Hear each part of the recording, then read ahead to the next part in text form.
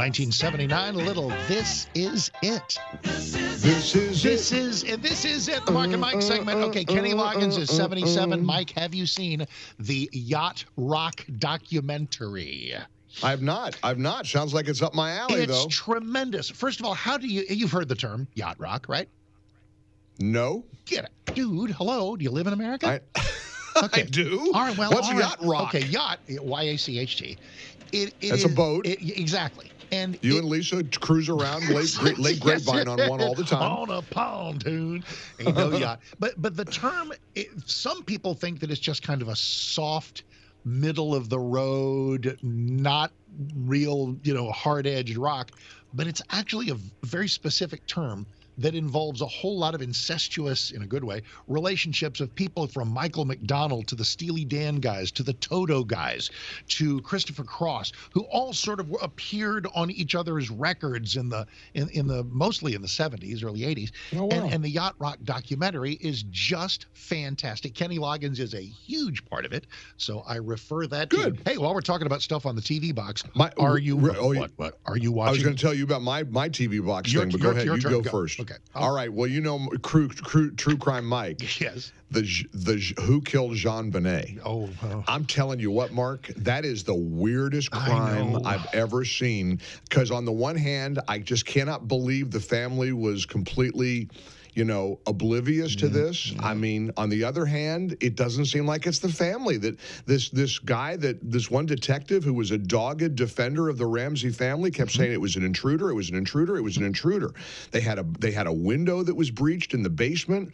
The house was hard to navigate. I don't know. The whole thing is bizarre. How does it make you feel? How did you feel before you sat down to? I mean, this is just so faded into the rear view mirror of history. The young, how old was she? Was she 6? What old was she? 6 or 7 years and old. In this weird, and she was creepy, a beauty pageant. Just the creepiest thing in the world. Don't put your kids into that. It's horrible. And that made people think weirdly about the Ramseys. That's right, because Patsy's dead, right? John's still alive. Right? She died of cancer. Right. John remarried. The son isn't talking to anybody, and that. But he gave one interview post, JonBenét's death to I think Dr. Phil or somebody, and he sued somebody because a lot of people say, I think the son was involved. You know why they think the son was involved? Why? There's a 911 call. When they found her little body, it's just so awful. I mean, the whole thing. You imagine Christmas Eve, Christmas Day, you find your 6-year-old daughter dead in the basement in a blanket. The son he was 9. The son is heard saying in the background, "What do I say? What do I say?"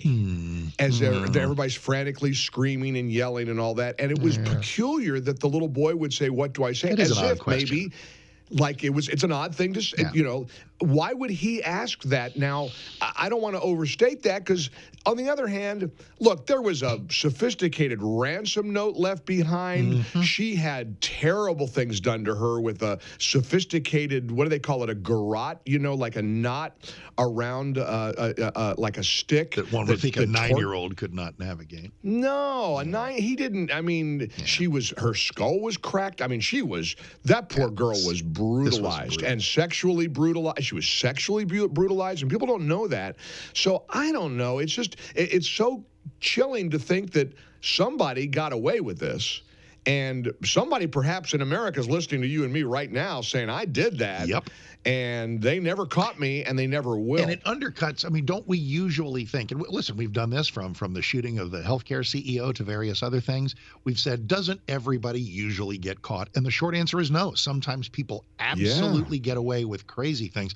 Well, let me reverse the tone with a head-snapping change. Are you watching Landman with Billy Bob Thornton? No, but I'm going to because you recommended it. Another Taylor Sheridan masterpiece. Look, after you recommended ABBA Voyage, as far as I'm concerned, a Mark Davis recommendation can never fail. Well, I'm still talking about that. In fact, I'm going to talk to Hewitt today about it. Yes. He's had me on his show about 2 times in 20 years. He wants me on the show to tell him about ABBA Voyage in London. So you will come up on. Yeah, he's so excited. I said, Hugh, we were texting back and forth. Of course, he leaves the time slot this week. Yes. Chris DeGaulle is going to be your lead-in early mornings in Dallas starting this Monday. And he'll be my lead-in on stations all around the country. Hugh goes to the Gorka slot late afternoons in the here afternoons. on 660 AM. The Answer. So we got a bunch of lineup changes going on. And we also have big things going on in Salem world. We're going to make some announcements in the next couple of days, which are pretty exciting, involving some people from Trump world who you're going to recognize. So I can't say much more about that today. My Landman point, but there's the reason I bring this up, not just to offer you a recommendation, which I do anyway. Somebody appeared in Sunday's episode. It's the story of Billy Bob Thornton as Tommy Norris, who's a landman, a guy in charge of oil patch stuff. And out I love in me Billy Bob. I love me some Billy Bob. And go watch Goliath, where he was an attorney. Goliath, he's so great in that. So great. Anyway, part of it takes place in Fort Worth, where so there's wealthy folks connected in Fort Worth, and so no spoilers. Somebody's in the hospital. It's not Billy Bob, but somebody's in the hospital with a kind of a life-threatening thing going on. And guess who comes and visits him in the hospital? Jerry Jones. Mark Davis. Jerry Jones. So Jerry Jones is in the Landman episode, and the running narrative right now, in view of the way things have gone, is Jerry is a much better actor than he is general manager of a football team. and it's true. Rhonda hipped me to this when I came in. She said, "Please tell me you saw it. Please tell me you saw it." And I hadn't yet, and we did last night. And Jerry delivers about a minute and a half little soliloquy about the value of keeping yourself in good health and cherishing time spent with your family and working with your family. He seems to get kind of worked up at it. It was moving to me as a viewer. I'm sitting there looking, there's flipping Jerry Jones here. He is great in that episode of Landman. So there you go.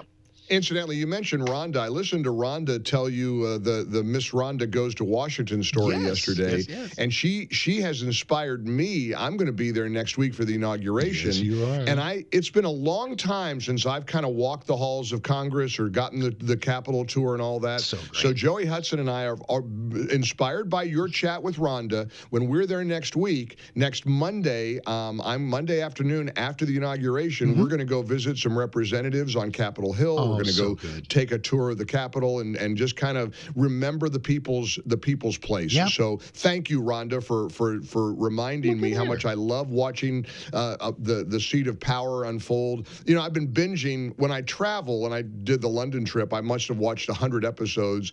And people get mad when I say this because I know they're a bunch of feel-good lefties. But I've been binging The West Wing. And it is, you know, I know they're touchy-feely Democrats. I get it. It's Martin Sheen is president, and they're all it's clearly a Democrat, you know, administration. But the writing and the sort of pulling back the curtain and the comical look at the West Wing is so neat to me. And, you know, as a guy who's you and I have been blessed to go to the Oval Office, you and I may be going back in the next 4 years, to sit in that room and to see it portrayed the way it is in the West Wing is something that I really do recommend. I mentioned it to Dennis Prager in the hospital that I've been binging on it, and he kind of rolled his eyes, and their family friend who was there said, "Oh, well, they're just a bunch of touchy-feely liberals, and it's so stupid, and it's propaganda." And I thought, uh-oh, I said the wrong thing here in this room. And I get it. I mean, it's too you know, far left, but it's still cool writing. Good writing is good writing. And it's entertaining. Good performances. Allison Janney, and of course my old next door neighbor Rob Lowe from Ohio. So he great story about that, because he was supposed to be the star of that show, and then Martin Sheen emerged as the real star, as the president, and I don't think Rob liked it very much. So it was interesting drama behind the scenes. Speaking of drama, let's look at CNN drama. Can I just salute you again some more after your great recommendations about shows in London? How about your narrative today about Americans rejecting media narratives? It was so spot on, Mark. I was driving over the Howard Franklin, watching the waves, and screaming, "Go, go, go." Yesterday, John Berman, the CNN anchor, was stunned when their numbers guy, the data Jedi, Harry Enton, yes, right? Oh, yes, he's so good. They got a board about the big board about America's interest in whether or not Trump had anything to do with January 6th.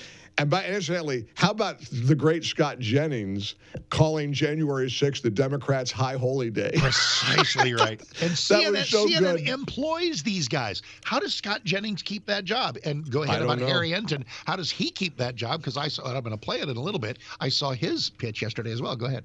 So he's up on the board saying, oh, it was 48% in 2021 that Trump had something to do with January 6th, that he incited it. Then it went down a little bit to 37%. Now, that was a clear shift.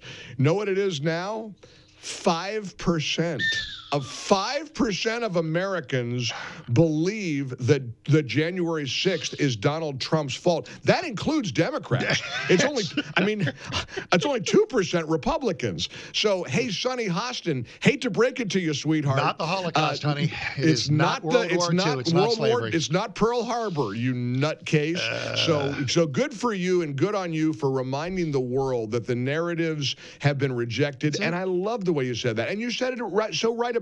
I may play your clip on my show today if you don't mind. Why, because it was so the science. We're rejecting, what they tell us is science. Yep. We're rejecting what they're telling us about climate change. We're rejecting what they're telling us about just about everything. And look, Mark, 30 seconds. It's not hard for the CNNs of the world to regain the trust. Nope. All they have to do is have a modicum of fairness. Shoot straight with us. We're a forgiving country. A little bit. Absolutely. Just a little bit. Amen. Throw us a bone of fairness. And until they do that, we're not going to trust them. So all right. Anyway, happy Tuesday. Happy I love Tuesday you. to you, And Mike. I love your you right monologues. And I'll tell you all about your ABBA Voyage recommendation Please take a it chance was a on me. home run. You Alrighty, better. man, that's Mike dancing Gallagher. queen away. He is with us. He'll be dancing through the topics when we're done at 10 on 660 AM The Answer.